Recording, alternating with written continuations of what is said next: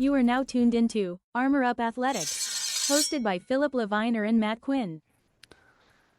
Welcome back to Armor Up Athletics, where faith and sports come together. My name is Matt Quinn, joined as always by Phillip Leviner. What's going on, Phillip? What's up, Matt? How you doing, buddy? I'm doing great, man. I'm excited about episode 5, the title, Built to Last. We are going to go a little bit out of order from our normal operations this week, Phillip. We have a very special guest, and we record these interviews and then we piece it together and kind of throw it over to the interview. And after doing the interview, me and Phillip talked, and we decided that there's nothing else that we need to say after you hear the testimony from our special guest. It's going to be an amazing way to end this show. But as always, we'll start with a devotion, go over to a little bit of sports, and then we'll kick it to our special guest to finish out the night. What do you think about that, Phillip? Man, look, I'm excited. I've known our special guest for a long time. Really good guy, really great, successful guy. I think I just can't wait for everybody to hear it, man. I'm looking forward to it. It's going to be a great time tonight here on Armor Up Athletics. Episode 5, Built to Last. I got to give you a shout out, Phillip. My defensive coordinator is a real Armor head. He's listened to every single episode, Coach Metzger, and we were talking, and he said, "Coach, can you get Phillip out of that fish tank?" So we are excited that you've got some clear mics, and that was my best Metzger impersonation. So, look, Coach, that wasn't intentional. That I am learning on the fly.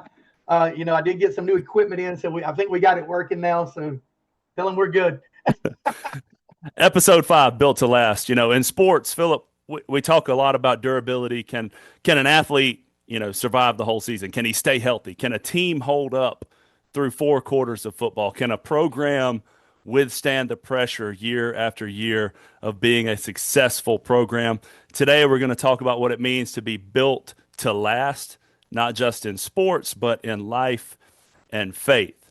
So first thing I want you to do is I want to make the sports connection here. I want you to think about the toughest athletes you know, the ones that are strong, and they last and they are consistent. They handle their bodies and they take care of their bodies the right way. They handle fatigue. They handle pressure. Great teams, same thing. Championships are not won by talent alone. They're won by teams that last, teams that are built to last, because things are going to be up, things are going to be down, bad things are going to happen in a season. But the teams that come out on top are the ones that are built to last. So strength that lasts doesn't happen by accident, right? It is built on a solid foundation, conditioning, discipline, and fundamentals. And that very same thing is true with our spiritual lives. So let's get to some scripture here. I got 2 verses, like always. Phillip's going to share some verses as well, like we always do. My first one is Matthew 7:24 to 25.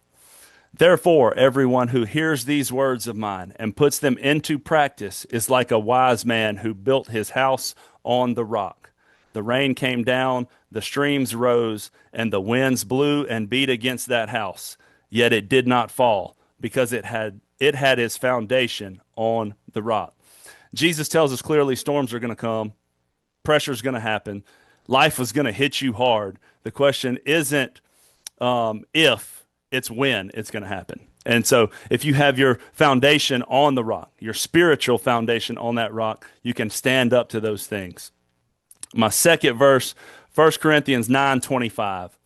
Everyone who competes in the games goes into strict training. They do it to get a crown that will not last, but we do it to get a crown that will last forever. Athletes and coaches put in hours and hours and hours of training, film, practice, all these things for trophies and medals and state championship rings. Those things fade. Those things will eventually be put on a shelf. They'll collect dust. But in Corinthians, Paul reminds us that followers of Christ were chasing something bigger. We, as Christians, should be chasing that eternal crown, that championship ring that we never take off. To me, Phillip, that's what it means to be built to last. Man, again, we talk about how these topics fall, right? How they just come to us every week. It's amazing when me and you toss around some ideas and it just pops out of the blue. And you got to be built to last these days. I think that's the what we talk about as being a Christian. You got to be built to last. And you talk about foundation. You got to have a solid foundation to be on. Like I said the other day, if you want to hire a good employee that's going to show up every day and do his job and come to the max, hire the devil, because he is very good at what he does. He's going to get up every day. He's going to take it to the max. He knows how to get to you. He knows how to get in your mind. So you got to be ready and you got to be built to last. So my verse is the first one of Proverbs 10:25, where it says, when a storm or trial passes, the wicked are gone, but the righteous are established forever on a secure foundation. To me, that is, that's just battling the test, right? It's battling the storm. That's enduring the nature of righteousness. The instability of the wicked. Like, if you stand firm, the wicked will fall. It's only a test for a matter of time. It's a storm. The storm's going to pass, right? So stand on that foundation, and those storms or trials are going to pass if you stay in the Lord. My second verse, Isaiah 40:31, that states, but those who wait on the Lord will renew their strength. They shall mount up with wings like eagles. They shall run and not be weary. They shall walk and not faint. That, to me, is probably one of my all-time top 5 best verses. One, it kind of reminds me of the movie Remember the Titans when they're in that like one. Eagles, y'all. Reb's preaching, so that's always goes back there. But it's such a true voice, man. If you wait on the Lord, if you truly wait on him, he's going to renew your strength. He's going to mount on wings like eagles. You can run and not be weary, and you can walk and not faint. Man, that puts chills on me. Matt, I'm telling you, it's been another trying week. I told you earlier that the devil comes, man, every day. He knocks on the door, and I have to find ways to shake him off. But like I said, he's not going to win. I'm going to elevate myself. I'm going to stay in the Word. Yeah. And this week being built to last was the perfect show, man. Built to last. And that second verse you shared, Phillip, was it hit home for me. And it's very special to me because my grandfather, my Papa Joe, he wore a hat almost every single day. And it was the old style hats, rope hats. Like, it's kind of coming back in style now, but back when he was wearing it, it wasn't. He had the high top, and he sat it up, on the high part of his head.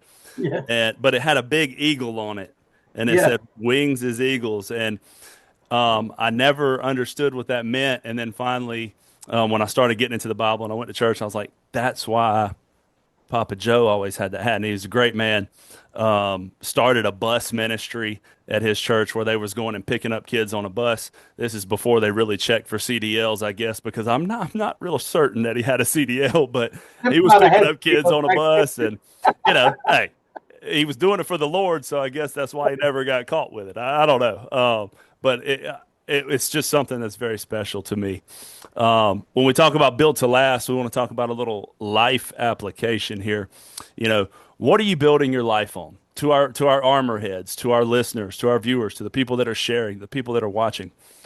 What are you building your life on? Is it success? That success can disappear overnight. You can lose a job. Right? Is it popularity? That popularity can fade and change in a heartbeat. Is it sports achievements? One injury can change everything, can end your career, end your season. Those things are good, but they can't hold you when life gets tough. That success, that popularity, those championships, they can't hold you when life gets tough. Being built to last in Christ and building in Christ and on that rock, daily prayer, reading scripture, community in church, worship, accountability partners like I have with Phillip, and I've picked up a couple along the way that have been watching, and there's an unspoken prayer request that I don't want to put his story out there, but we've been talking this week, and we're holding each other accountable, and it's crazy because I never thought I'd be in a situation to kind of send verses in scripture and talk to somebody this way, but God is working in my life, and I'm trying to build on that rock, not on sand, not just chasing championships and all that good stuff. Well, and we talk a lot during the week, man. And like I told you the other day, even if we disagree, we're fine. And I think that the world can take a long time for that. We're able to have true conversations and talk through things. But for me, something you just said, a lot of people in this world chase things, even myself. I've chased titles, I've chased money. And to be fully transparent on this podcast, it don't always work out, right? I've been to the top, and I didn't stay there long, and it knocked me right back down. It's embarrassing at times. It's shameful in that human sense. But now that I've put God in my life, even though where I'm at with my career like right now, I'm at peace. There's something to be said about peace, true peace. Yes. Well, you can find it in God, and you can really get up in the mornings. Now, do I have worries? Yeah, of course I do. I'm worried about my children when they're at school. I'm worried about my wife, driving to work across the river bridge. I have worries. God doesn't take that completely away, but he's given me peace in my life to where I can sit down and finally really look back and hash out some things that Phillip needed to forgive Phillip for. I'm not holding that shame and guilt anymore like I did. God has forgiven me. He's on my side. I know he's speaking to me because some of the things that I've dealt with recently, the old Phillip wouldn't have dealt with like that. I'd have been in a bind. I'd have probably been in jail by now. Where I'm able to find peace in these situations and not let it tear me down and give the wrong reaction. Being built to last. Yeah. You gotta find that, man. Yeah. And I'm with you, Phillip. I mean, I think one of the things that people would say about my career up until this point was that I didn't spend a lot of time at one place, 3 years max at one school. Right. And I was chasing things. I was chasing a bigger job, chasing more money, chasing a championship, chasing whatever aspirations and goals that I had. But I'm here to say now that I've shifted my focus and started building on the rock and building in my spiritual faith and my spiritual built to last mentality, I've never been at more peace with where I'm at. I'm not making the money that I've made before as a head coach. I'm not even a head coach. I am a servant leader to a coaching staff, and I love my coaching staff. The guys that we are with are awesome, and we have great guys. But I'm truly at peace. I'm at peace with where I'm at. I'm not worried about what job's coming next. I'm not worried about where I will be coaching in a year, 2 years, 3 years down the road.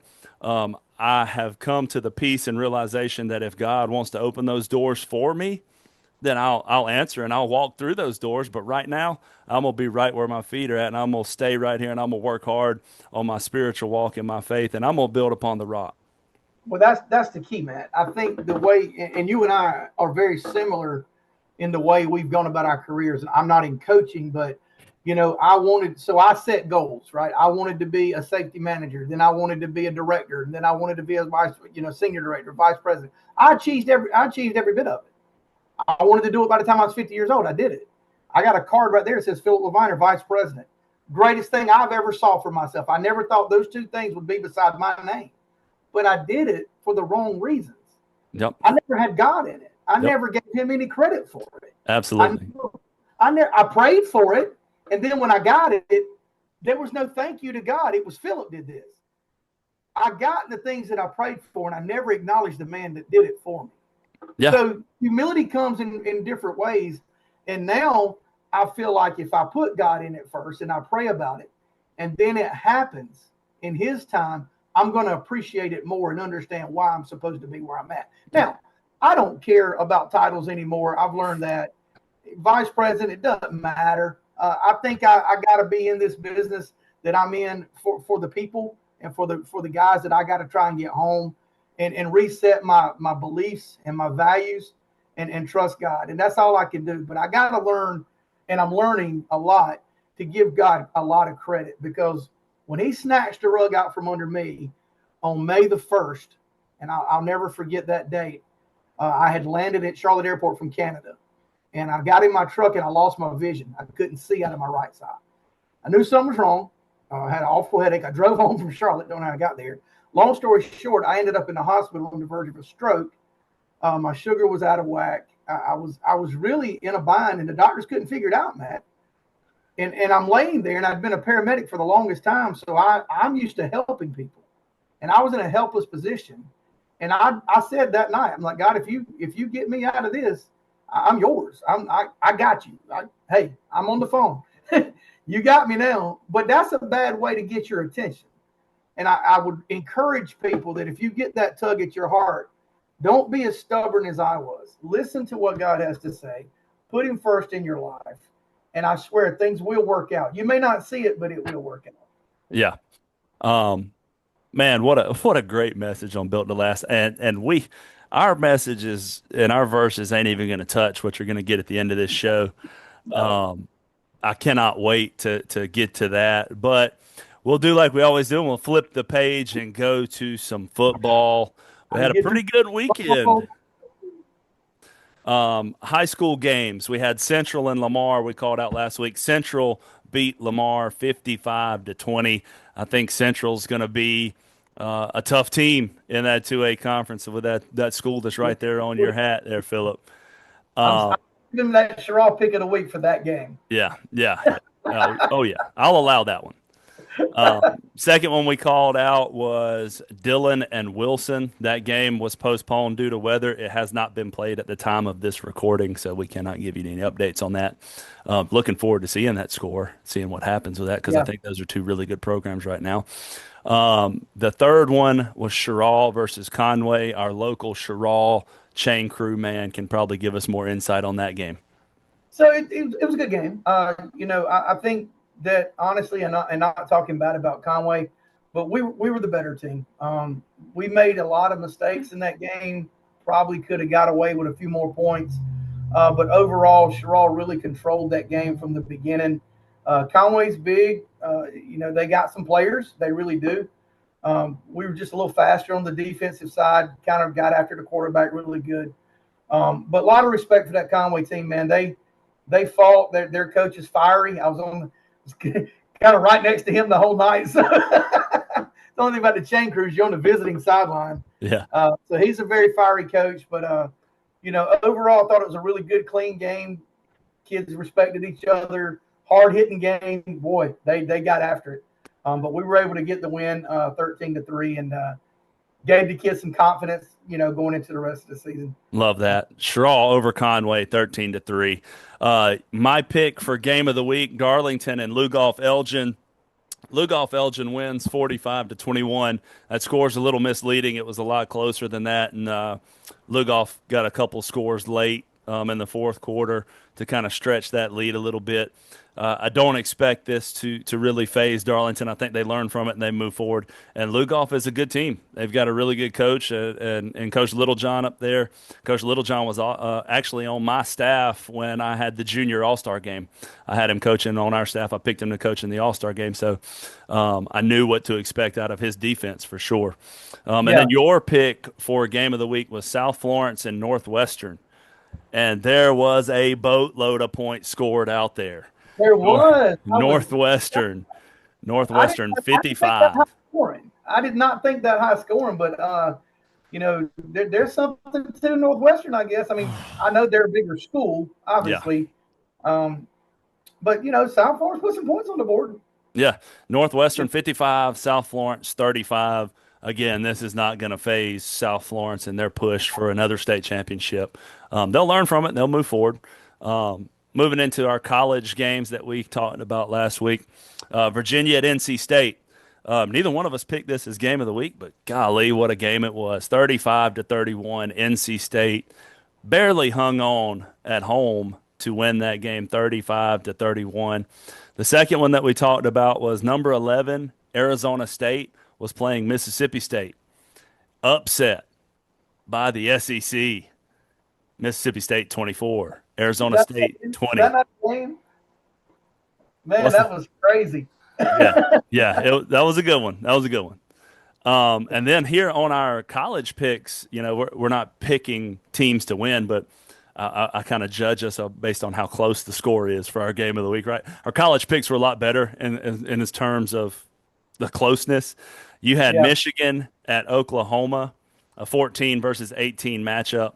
Oklahoma wins 24-13. That was your game of the week pick. Oklahoma defensive battle there, but Yeah, Oklahoma may be the real deal. I really thought it was going to be a little closer. I even thought Michigan was going to edge them, considering how Oklahoma kind of played last year. But they come in and played well. Yeah. You know, I think they controlled most of the game, to be honest with you. Mm-hmm. So, you know. Yeah, and then the last one was my college game of the week, Iowa at Iowa State. And we could have mentioned this, and we should have mentioned this, that if you love field goals, you should watch the Iowa State matchup because there was a bunch of them kicked. Final score, Iowa State hangs on to win 16-13. A boatload of field goals on both sides. So if you're a special teams guy, go watch the replay of that one. I thought Iowa, when that had got back in it, I really thought they were going to find a way to pull that off. But Iowa State, man, they're just resilient. They're a resilient football team. You know, did everything they needed to do. I don't think they played their best, but they found a way to hang in there and get the win. It was a good game, though. Yeah. Good game to watch. Yeah. Couple of high school games for this upcoming week and college games for this upcoming week that we'll preview and kind of pick our games of the week. High school games, Sherall versus Darlington. Both teams sitting at 2-1. Both teams lost to very good opponents. I think that is a sneaky, very good matchup to watch and pay attention to there. The next one we have. Go ahead. You want to talk about Sherall? Go ahead. I know you do. Go. You got me torn because I've interviewed Jamie now, and he's such a great guy. Yeah, we've had both of these coaches on the show. We've had Coach Poole on the show. We've had Coach Johnson on the show. We should make this the Armor Up Athletics bowl game and have like some type of trophy that I'm just kidding. Well, again, you told me I have to get very few Sherall picks. I'm staying away from that game this week. I do think it's a game to watch. I have some interest on both sides now because Jamie's a great guy, you know. So, second one we'll talk about here, Latta, and Latta's 3-0, by the way. Latta 3-0 playing against Mullins. Mullins is 1-1. They do have one loss, but it was a very close loss to a very good opponent. Mullins, home of the Fighting Xavier Raccoon Legettes. What a great guy, right? It would be amazing to talk to him in person. No, man. That's going to be a really good matchup. You know, good small town football where it's small schools battling it out. Man, that's what high school football is about. That's non-NIL, non-transfer portal, none of this stuff going on. That's football at its core. The third game, Scotts Branch, 1-1 against Lakeview, which Lakeview coming out 2-0. I think they're a team to watch in the 1A classification. Yep, I was looking at that one when you sent them to me earlier. That's a sneaky little team right there. They're always pretty good though. Yeah, we played them last year in the Dillon Jamboree when I was at Chesterfield, and they had some very good players. They had a very good coaching staff that does things the right way, and I think it's a team to watch, especially in that lower classification. Yeah. Couple of games, the last two games I want to kind of throw out there aren't really, quote, local games, but I do think they're huge games. Northwestern versus South Point. Both teams undefeated. Both teams from that Rock Hill Football City, USA, they call it up there. I think that is a rivalry matchup from years past and Football City rivalry. I think that's going to be a huge game. Both teams undefeated coming into this one. Yeah, and I like the big boy football like that. That Northwestern again just scored 55 points. Against the state championship team. Not a shabby football team. I don't care if they're one class lower or not. South Florence is a stout football team. Yeah. And they just dropped 55. So I don't know. And then the last one that I'll mention, I think some of the 2A Sherall people might be interested in seeing because Strom Thurmond coming out of 2A, they are 2-0 and they will be playing against North Augusta. North Augusta sitting at 3-0. I threw this game in there this week because I wanted to pick it as my game of the week, They're both undefeated. So I'm going to go ahead and say Strom Thurmond, North Augusta is my pick for game of the week. And for a couple reasons. One, they're both undefeated. Two, they're both really good football teams. Obviously, North Augusta for a little bit bigger than Strom Thurmond, but historically that rivalry down there in the CSRA with Strom Thurmond and North Augusta is a good one. It goes back and forth and historically has been a battle. And then the third reason, my little brother is the assistant head coach and strength coach of the North Augusta Yellow Jackets. And 9/11/1995 he was born, so this is his birthday week. So I wanted to wish him a happy 30th birthday here on the show. I know the show comes out a day before or whatever, but it's okay. I do want to give him a birthday shout out. Happy birthday, 30 years old. I never thought I'd see the day. Just tells you how old I am that my little brother is 30, making me feel old. But love Dylan Quinn. Rooting for the Yellow Jackets because of him, and I think that's my pick for the high school game of the week. What about you, Phillip? Hey, happy birthday, man. He's a September baby. That's a great job because myself's a September baby and Jagger, my son's a September baby. So obviously anybody born in September is studs. So happy birthday.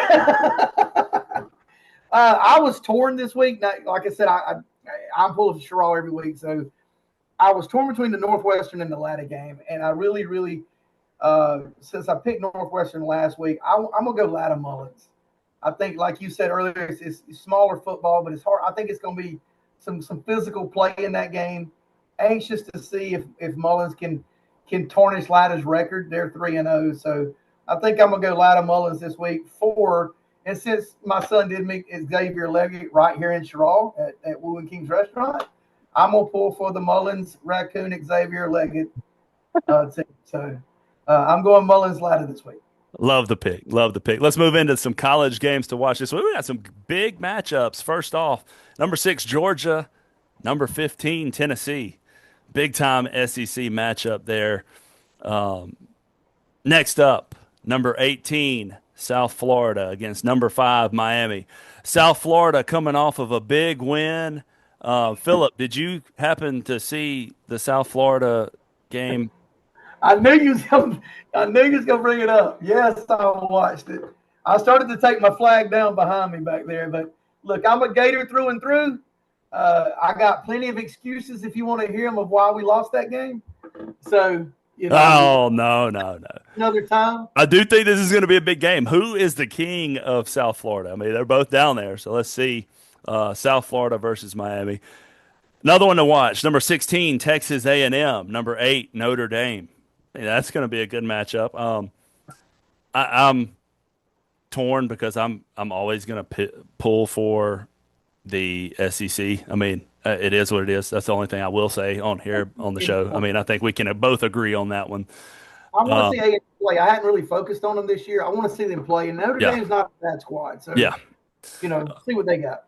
And then the next game, Wisconsin against number 19, Alabama. Wisconsin undefeated, but they're still unranked. Are they going to be able to essentially put a halt on Alabama even sniffing a playoff?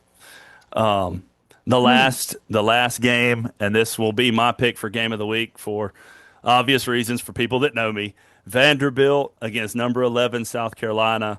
Vanderbilt undefeated, South Carolina undefeated, and ranked number 11.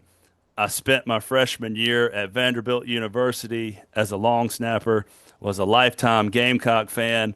I'm torn and really hope that it's a good game that is decided by one score because I can't lose in this one, Phillip. I mean, I'm good.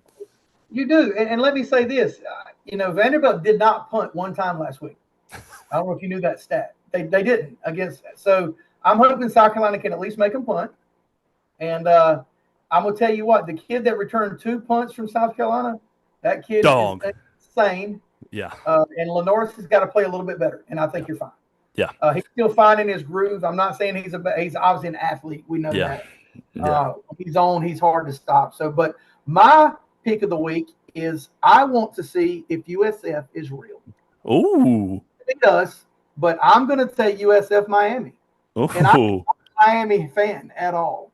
But I want to look, man. They're 2-0, and they beat 2 ranked opponents 2 weeks in a row. Granted, we didn't play our best, but that doesn't matter. They came into the swamp and they whooped us and they left. So with a if big they check. get in Miami and they beat the Canes, I might buy USF swag. That's what I'm saying.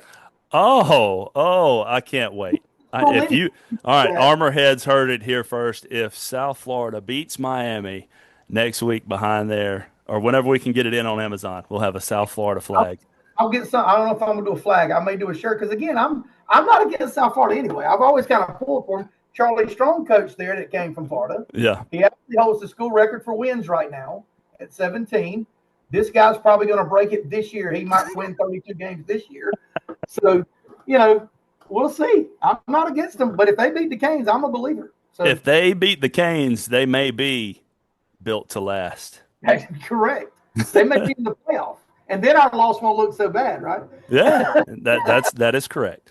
Man, so recap the college games, the high school games, games of the week. I had on the college side, I had South Carolina, Vanderbilt, and then I had Strom Thurmond and North Augusta. Phillip, your games were? Latta and Mullins and South Florida and Miami. Love to hear it. Love to hear it. We will switch gears now back to what we were so excited to start this thing, Built to Last, episode 5.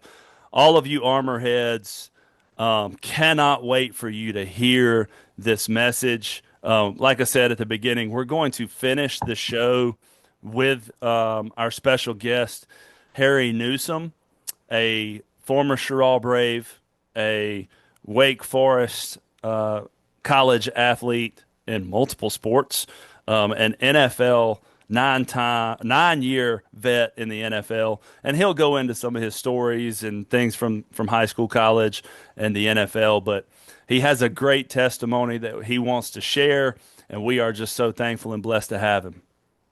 And look, again, growing up in the Sherall community and playing ball over here, playing baseball, Harry was the standard, right? When we come up, everybody had heard his name. He was probably, honestly, a better baseball player than football.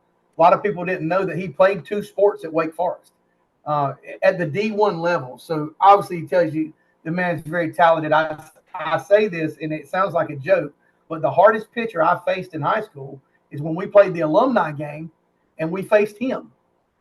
He was still rocking it in the 90s, and when he hit, he still put one on the track out there at the football field. So superb athlete. Obviously something that the community is very proud of. Glad to have him on the show, but I think his story is going to be unreal when you hear it. Some people may not be familiar with the side you're going to hear. Mm-hmm. The tough thing about it is it's true. It's a very true and very raw and very powerful story. And I can't thank him enough for coming on here and sharing it. I know that's difficult at times. And one last thing from me, Matt, is I want to really thank our Armorheads. Again, when me and you started this, we said if we talked to one person, we were satisfied. It's unreal when you look at that dashboard, at the views we have.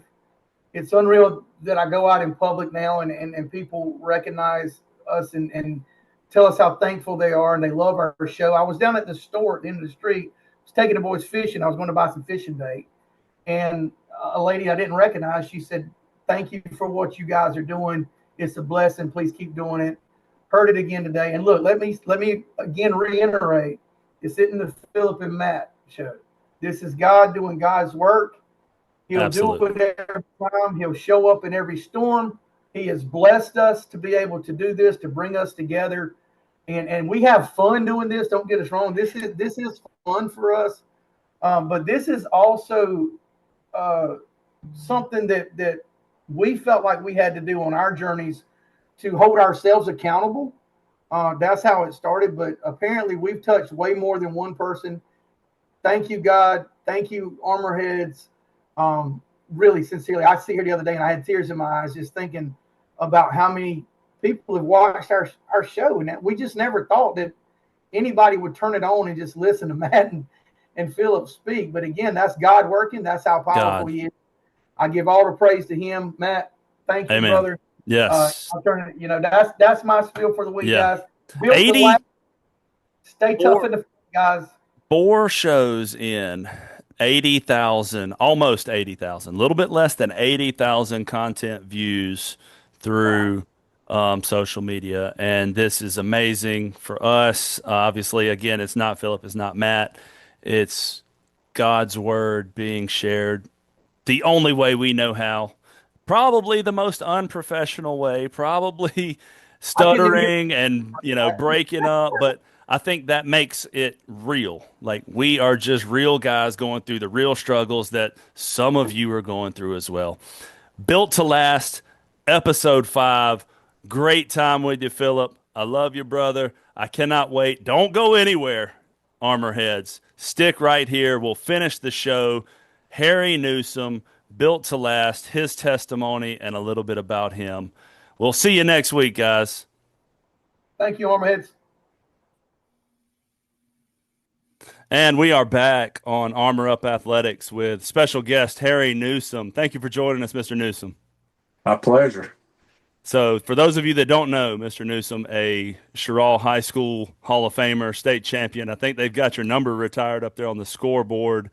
Went to Wake Forest, played in the NFL for a couple of different teams, and most importantly, a brother in Christ. So Armor Up Athletics, we want to bring sports and faith together to teach lessons and try to touch people and reach people all across the world. So, Mr. Newsome, just, give us a little bit of background on you. Obviously, we want to get into the faith, but just the sports side of things. Sports have always been my thing since I can remember. I played in the neighborhood growing up. I grew up here in Sherrall. Phillip knows where Reed Park is. We had ball games all the time during the summer. You could go to someone's yard and play sports every day, and just always enjoyed them. Played it to get away from my home life.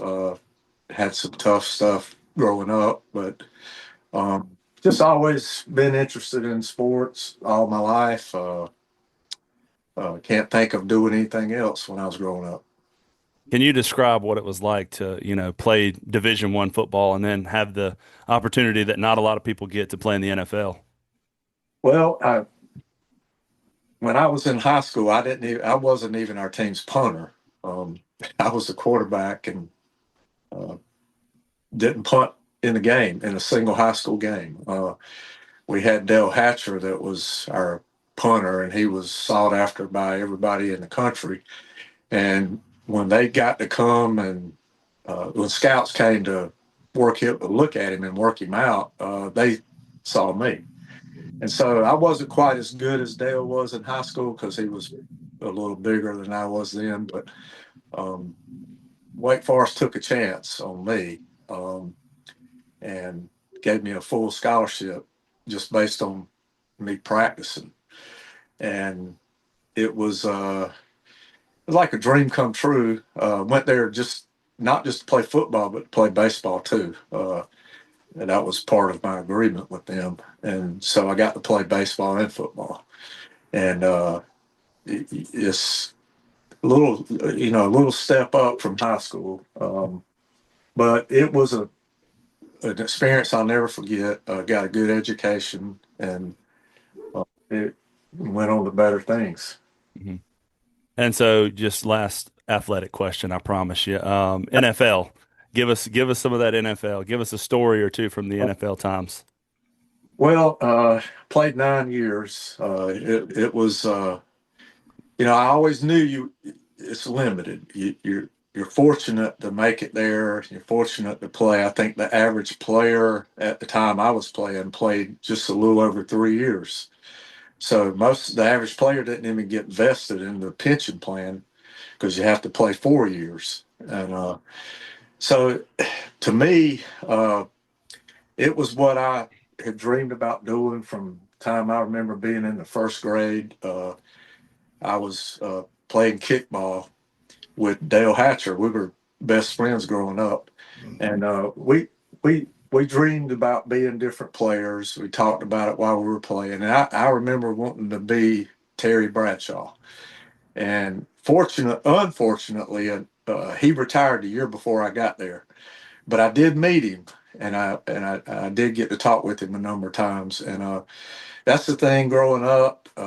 You look at players that you idolized when you were growing up, and there you are on a team with them, and it was surreal. Again, a dream come true for me. It was something that I'll cherish forever. I have jerseys in the background.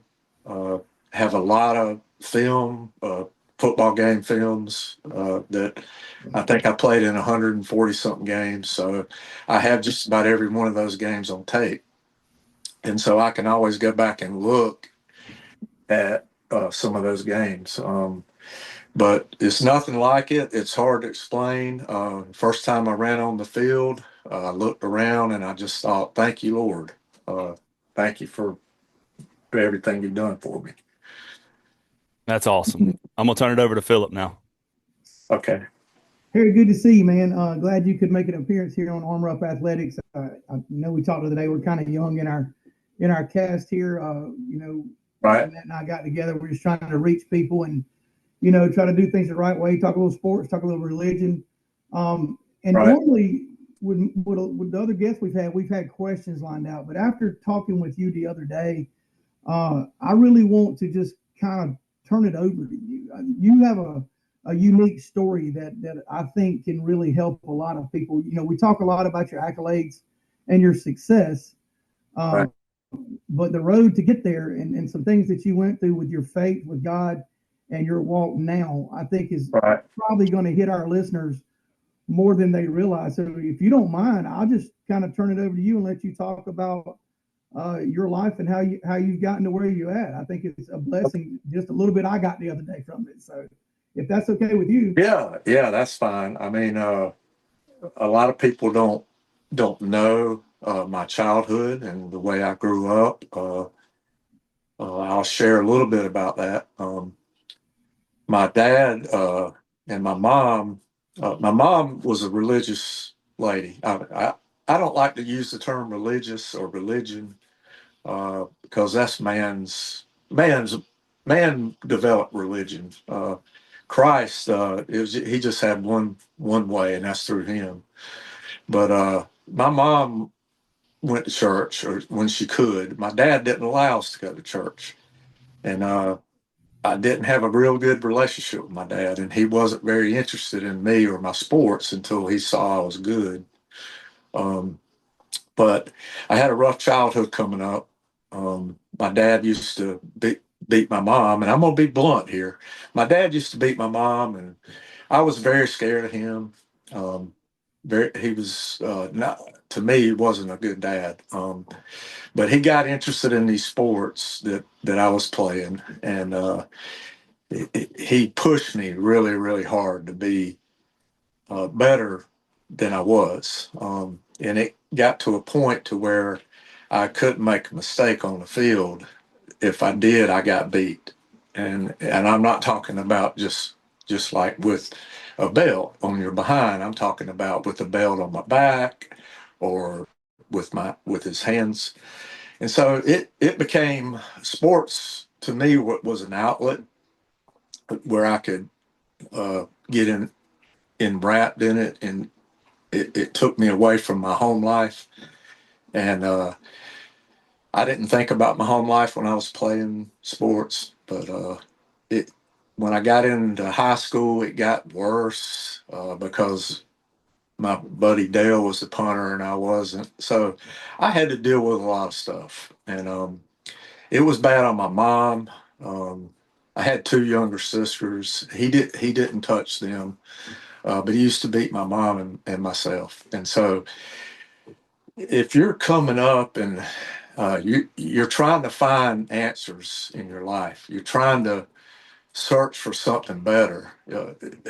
I didn't know which way to turn, so I turned to sports, and I turned to drinking at a very young age. I started drinking when I was 13. That was just to get me out of reality. And so got into high school, playing all the sports. Was very good. Had some teams interested in me in baseball too. Wake came and watched me play baseball, so they said I got a spot on the team when I came. So that's what I ended up doing. Ended up playing baseball and football there. It was very tough being away from home. My dad never really changed. Even though I got a full ride, it was still the same at home. And it was tough for me mentally to try to get good grades and try to play two sports, juggle your time. Plus, I was drinking and partying, which is not something I recommend for anybody. But I was just when I was at college. I just got away from the home life and just having a good time. It was my sophomore year. I realized that this is just not going in the direction I wanted it to go. And I remember waking up a Sunday morning and being just kind of hung over, and I was just laying there, and it was like close to noon or 1 o'clock, and football game came on, and I saw. If you remember, they used to hold those signs up, say John 3:16, and I looked at that and I thought, I don't know what that means. I'm going to look that up. And I always had a Bible with me. My mom made me carry one, and I had it sitting on my desk. I never opened it. And I opened it up and I turned to that. It took me a while to find it. And I said, hey, for God so loved the world that whoever believes in him should not perish but have everlasting life. And I thought, I got to look some more at this. Started reading different passages, and I became interested in that, but it wasn't like something I was going to do right away. So I kept struggling with my mom being my home life. I talked to her constantly, asked her if she's okay. My dad beating you or anything, and she would not tell me the truth half the time. And I decided about halfway through my senior year, I believe it was just right after uh, Christmas vacation, I went home for Christmas and had some terrible stuff going on with my dad and and at the time I was being in a weightlifting program. I was a lot bigger. I think I had gained about 20 pounds and I weighed 200 at the time, and I could bench press pretty close to 300 then because they put you on the weights. And I went home, and my dad just had one of his episodes, and he got up and he hit my mom, and I got up and I said, that's the last time you're going to do that. And he came at me and tried to hit me, and I blocked him. And when he did that, all those years and the rage I had in me just came out, and I grabbed him by the throat and I picked him up and I put him against the wall, and I was like, hey, either this is it for you, or you're going to stop and you're going to be done. You're not going to ever touch my mom again. And he went in and got a gun after I let it. My mom begged me to let him down, and I didn't want to, but I did. And he got down. He went in his room and got a gun, and I said, "You may as well just pull the trigger, because either you're going to do that to me, or you're not going to touch my family again." And I left. He made me leave, and I went to now my wife. I went to her house. It was my girlfriend at the time. I went to her house. Had to have my uncle take me back to college, and being back at college. That's when I got back. That's when I said, Lord, this has got to change. I can't handle this anymore. If you're the God that I read in the Bible, if you're that God, if you're Him, I'm going to give you my heart right now. And, you know, I was expecting some kind of miraculous, spiritual, uplifting moment, and I didn't get that. And so, but I did at that point, I did relinquish my heart. At least I thought I did. And I went on to finish out my college career, and I got drafted. Eventually, my mom had developed breast cancer, and when I got into the pros, and things eased off between her and my dad. But when she got breast cancer, I think he left, which was the best thing that I could have ever happened, to me anyway. And she lived another couple of years, and died in 1991. But being drafted and playing in the pros, you know, that was something that I didn't, you know, it was surreal. I had to pinch myself all the time. Had a decent career, played 9 years. But during this whole time, I never put God in front. I always had him up on the shelf, so to speak, or only when I needed him. I never really looked at the Bible, never read it, never really prayed unless I needed something or needed God to do something for me. So I think it was, you know, I just used him as a genie, so to speak. Even, you know, my whole life with my children and my wife, we went to church.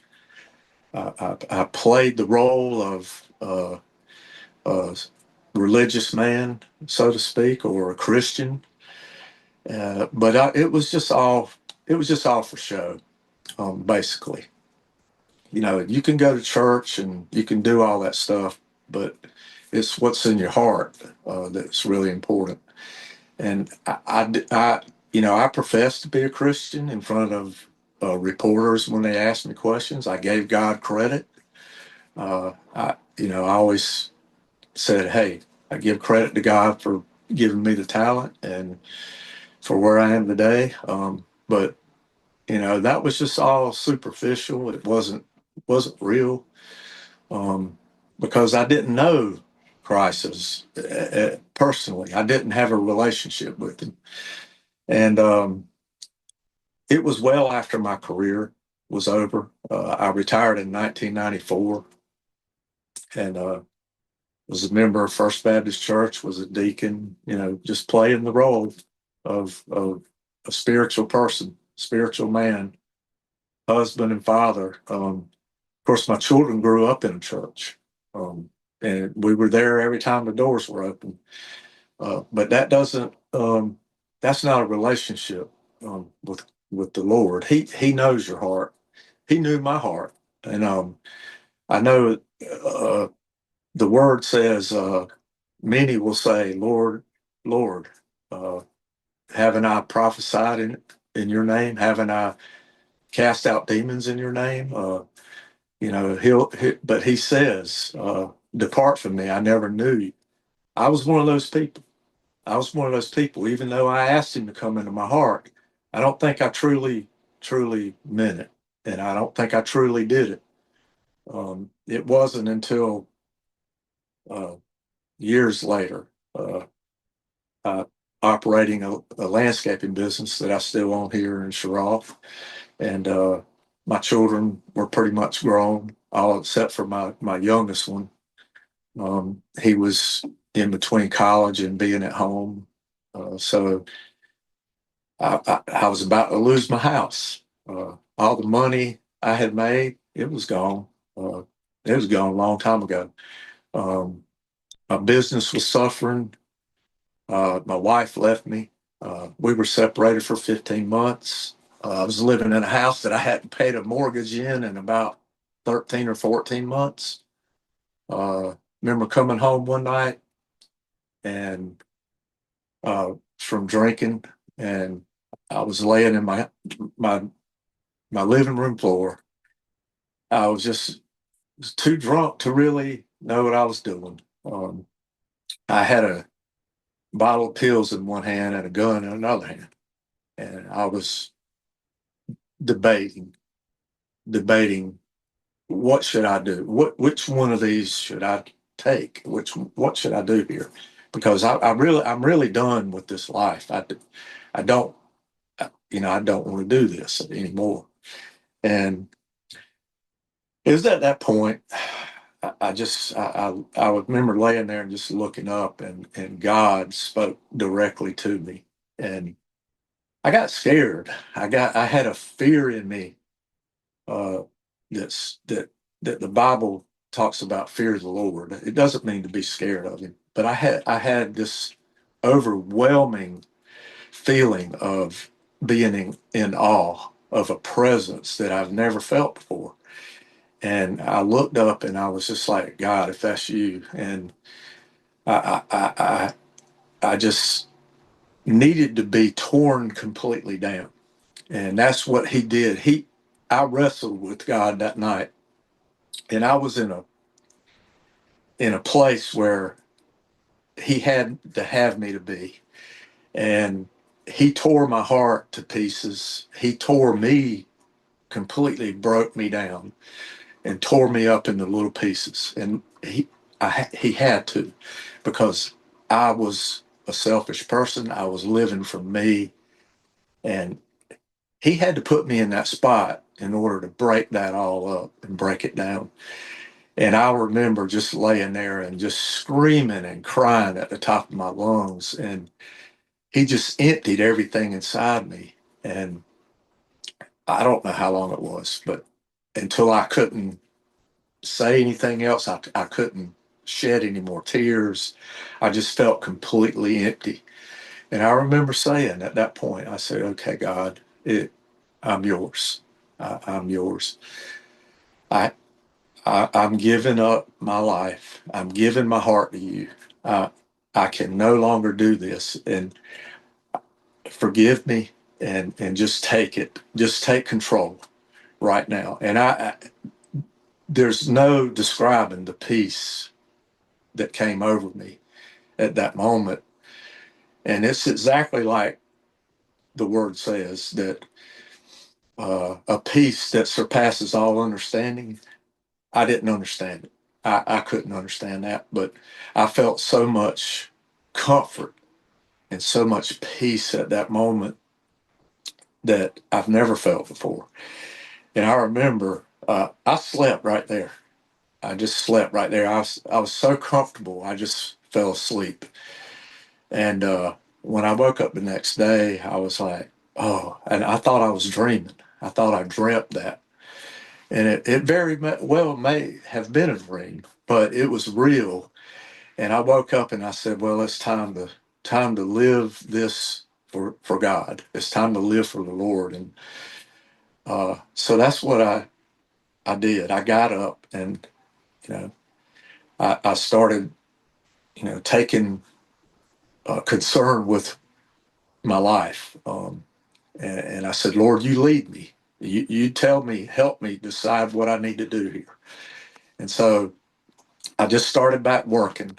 I had lost a lot of business because of my neglect, and I had to build that back up.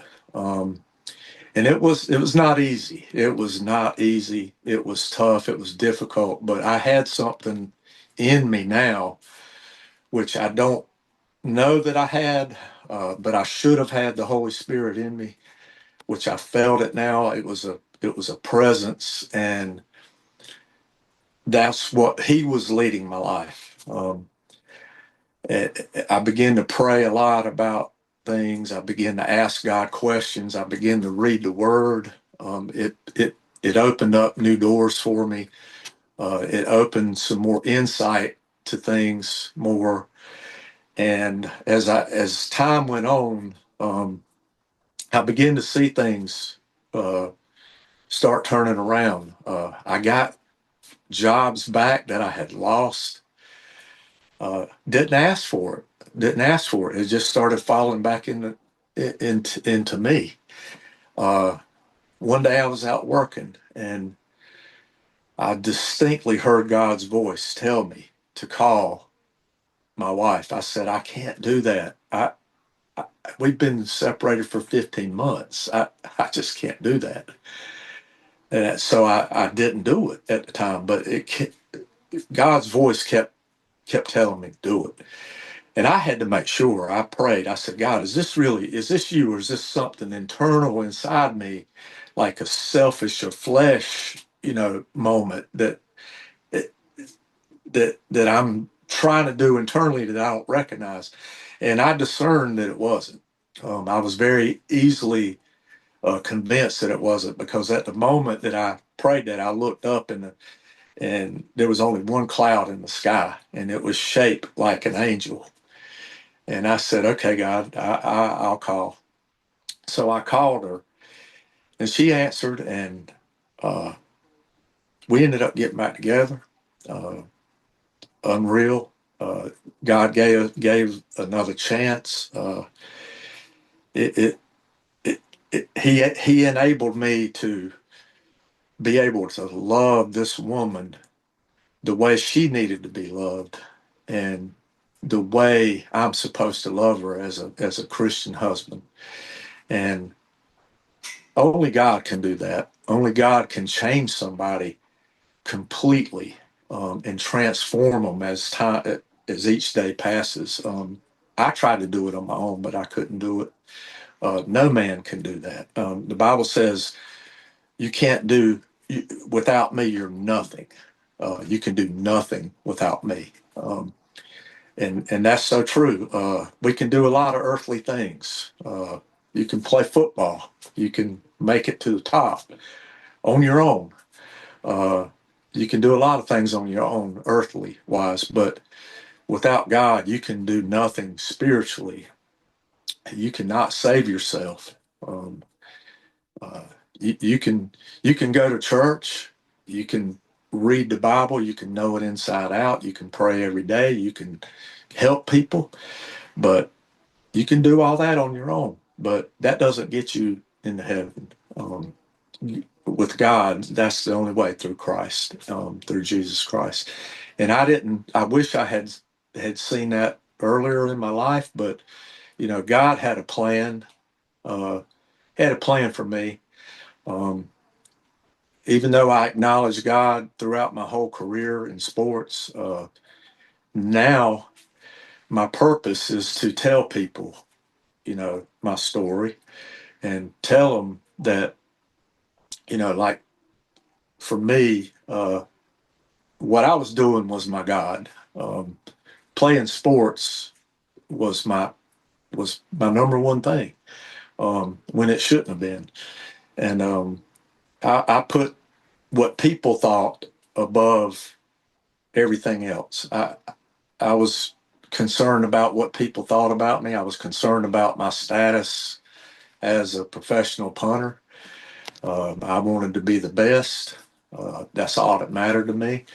Um, and so I placed that above and beyond anything else, even my family sometimes. But God, when I gave my life to God, when I gave my heart to Him, um, He changed the priorities, and He changed me into the person that He wants me to be and needs me to be for Him, so that I can help somebody. And this is not a personal thing. This is not for me. I don't do this for me. I don't. It's very humbling and sometimes embarrassing to tell your story about how you grew up and things that happened. But there's people that have been in that same situation, and they may need to hear something that I have to say that God put, you know, for them, that they may need to hear. And so that's why I do this. I just want to share His message and the gospel to people. And because it can, nothing in this world can change you like God can. Money, love, I mean, pornography, there's drugs, alcohol. I tried everything. I had fame, and I had money. It's gone. It's gone. But eternity is what's important. You're either going to be in heaven or hell. So if that's my choices, I would much rather be in heaven than the other place. Man, If I could help somebody, that's why I'm here tonight with you guys. And that's pretty much some of my story right there. Absolutely yeah. amazing, powerful. I think that's better than any questions or anything. We appreciate you coming on and being honest and open and sharing your testimony, because I do think that, when Phillip and I started this, we said that if we could just reach one person, that our job was complete. And I think that your story and your message and your testimony will reach one person.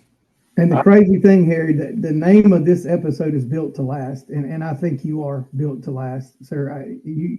Your story is amazing, and I think you were looked at in this community. Like I told you, when I grew up, you were one of the guys I looked up to. I remember you played in the alumni game, and you were the hardest pitcher I faced in high school. So we always looked up to you, and we certainly appreciate you coming on here and being transparent and open. And your testimony will bless somebody else. I can promise you that. Well, you guys just keep telling the truth. The truth yes, sir. is the truth. I believe every word in that Bible. And that's what's most important. Just people being truthful about Jesus and about what he can do. And I appreciate y'all doing what you're doing. I really do. And I appreciate y'all having me on here. And I know it's going to help somebody, and I appreciate the opportunity to be on here and tell my story. Yes, sir. Again, thank you so much. Again, it's very, very fitting that your story went the same time that we titled the episode Built to Last. So we appreciate you. I know we don't know each other that well, but I will say I love you, brother. That was awesome. I love y'all too, man. I appreciate it. And I appreciate anytime y'all want to have me on, I'm more than welcome to come on. Yes, sir. We'll have to get a live episode together one week and get you on live, baby. That's no problems. I'm here. All right, but I appreciate you. Have a good evening. Thank you so much. Y'all too. Thank you. Bye-bye. Bye.